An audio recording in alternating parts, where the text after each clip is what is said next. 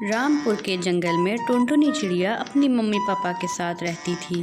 उसका पिता बंटी चिड़ा शहर में नौकरी करता था। उसे रोज़ रोज़ शहर आने जाने में बहुत परेशानी होती थी। उसकी रोज़ रोज़ की परेशानी देखकर टुनटुनी की माँ चिंकी चिड़िया उससे कहती है, सुबह सुबह तुम्हें उठकर दफ्तर के लिए निकलना पड़ता है। खुद भी परेशान रहते हो और मुझे भी परेशान करते हो। एक तो रात भर ये बच्चे मुझे सोने नहीं देते और सुबह सुबह तुम उठा देते हो। मैं तो कहती हूँ तुम शहर में ही कोई घर देख लो। टुनटुनी का भी दाखिला शहर के किसी अच्छे स्कूल में करा देंगे। यहाँ गाँव में क्या रखा है, कोई अच्छा स्कूल भी नहीं है। तुम ठीक कह रही हो टुनटुनी की माँ। मैं आज ही शहर में कोई अच्छा सा मकान देखता हूँ। तुम परेशान ना हो मेरी जान, तुम पर ये परेशानी अच्छी नहीं लगती। इतना कहकर बंटी चिड़ा शहर की तरफ चला जाता है। शहर जाने की बात सुनकर टुनटुनी चिड़िया बहुत खुश हो जाती है। उसी दिन टुनटुनी चिड़िया अपनी दोस्त लूसी के पास जाती है।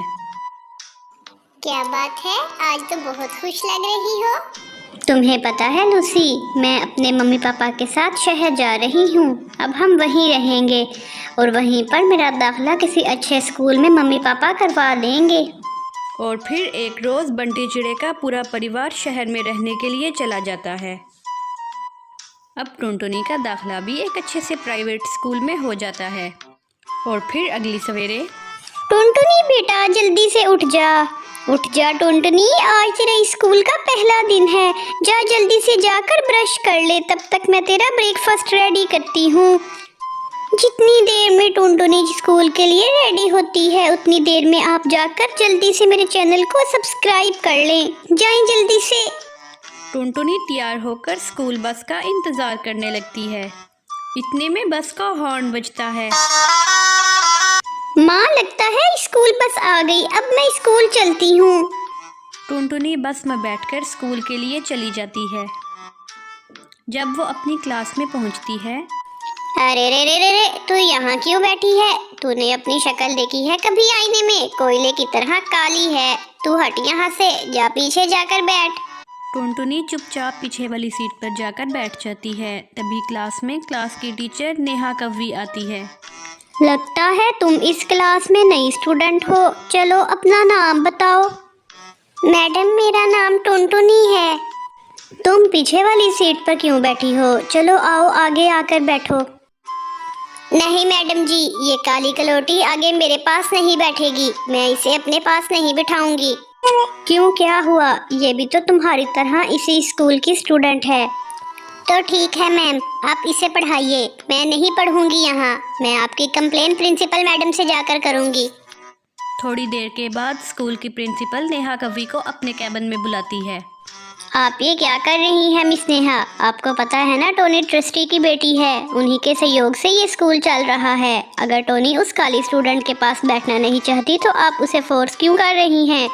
अब आप जाइए अपनी क्लास में और अपने काम पर ध्यान दीजिए। आइंदा से मुझे आपकी कोई शिकायत नहीं मिलनी चाहिए। नेहा कव्वी वापस अपनी क्लास में आती है। चलो सभी अपनी अपनी जगह पर बैठ जाओ, मैं लेक्चर स्टार्ट करती हूँ। आ गई ना अकल ठिकाने? बहुत आई थी मुझे काली कलोटी के पास बिठाने के लिए। शाम को जब स्कूल की छुट्टी होती है तो सभी बच्चे अपने अपने घर जाते हैं। टुनटुनी चिड़िया उदास मन से अपने घर पहुंचती है।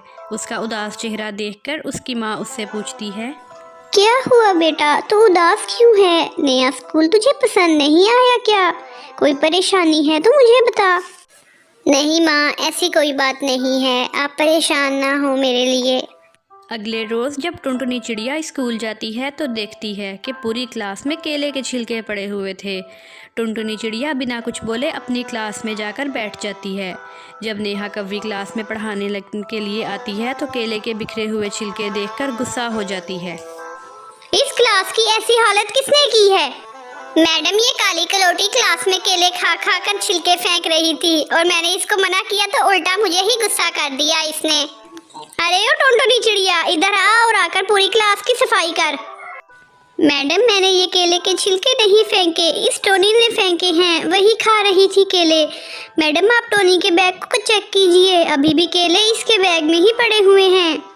नेहा टीचर टोनी के बैग को चेक करती है और सारी बात समझ जाती है। नेहा टीचर टोनी को टुनटुनी से माफ़ी मांगने को कहती है। टोनी को अपनी गलती का एहसास हो जाता है। वो टुनटुनी से माफ़ी मांगती है। उस दिन के बाद से टोनी टुनटुनी की दोस्त बन जाती है और साथ में पढ़ाई करती हैं। आपको हमारी कहानी कैसी लगी ज़रूर बताइएगा, और चैनल पे नए हैं तो चैनल को सब्सक्राइब करके बेल आइकन ज़रूर दबाएं। मिलते हैं अगली कहानी में, तब तक गुड बाय। नूरपुर गांव नदी के किनारे था। वहाँ ऋषि अपनी माँ के साथ रहता था। जब वो छोटा था तभी उसके पिता की मृत्यु हो गई थी। आजा बेटा, नाश्ता कर ले, फिर स्कूल के लिए तैयार हो जाना। स्कूल के लिए देरी हो रही है, मुझे भी कुछ करना है। ऐसे नहीं माँ, मैं ऐसे नहीं खाऊंगा। मुझे ये सूखी रोटियाँ अच्छी नहीं लगती। मैं तो दूध के साथ खाऊंगा। मुझे तो दूध भी चाहिए। बेटा, दूध हमारे यहाँ नहीं है। अच्छा रुक, मैं पड़ोस में सेठ जी के यहाँ जाकर पूछती हूँ, इसके यहाँ दूध होता है। टुनटुनी सेठ के यहाँ जाती है और कहती है, भैया कालू, मेरे बंटी को दूध के बिना खाना अच्छा नहीं लगता। क्या आप मुझे 1 गिलास दूध रोज दे दिया करोगे? पर उसके बदले में तुम्हें हमारा काम भी करना होगा। मुन्नू की माँ बीमार रहती है और हम बर्तन धोने के लिए एक भाई की तलाश कर रहे हैं। तुम ऐसा करो कि दोपहर को हमारे बर्तन धो दिया करो, और इसके बदले में मैं तुम्हें दूध और कुछ रुपए भी दे दिया करूँगा। ठीक है भैया, मैं सब कर दूँगी। टुनटुनी दिन भर मजदूरी करती और जब मजदूरी नहीं मिलती तो गांव में ही जिस किसी का काम मिलता कर लेती। तुम कितनी कमज़ोर हो गई हो माँ। जब मैं बड़ा हो जाऊँगा तब मैं तुम्हें कुछ भी काम नहीं करने दूँगा।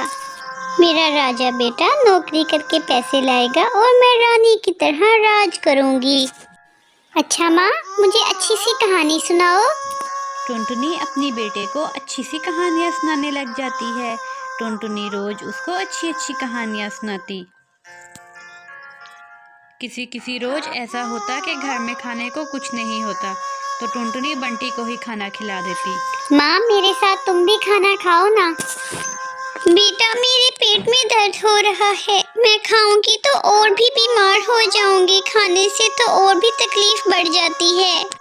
और फिर बंटी रसोड़े में पानी लेने के लिए आता है। वो देखकर हैरान रह जाता है। खाने के बर्तन तो बिल्कुल खाली पड़े थे। वो समझ जाता है कि उसकी माँ ने सिर्फ उसके लिए ही खाना रखा है, बाकी खाना तो ख़त्म हो चुका है, इसीलिए उसकी माँ भूखी रह गई है। ये देखकर बंटी की आंखों में आंसू आ जाते हैं। माँ ने मुझे ही खाना खिला दिया है, खुद तो भूखी रह गई हैं। इन्हीं मुश्किल भरे हालातों को और मुश्किल भरी ज़िंदगी को जीते जीते बंटी बड़ा हो जाता है। अब बंटी की शहर में नौकरी लग जाती है और उसकी शादी भी हो जाती है।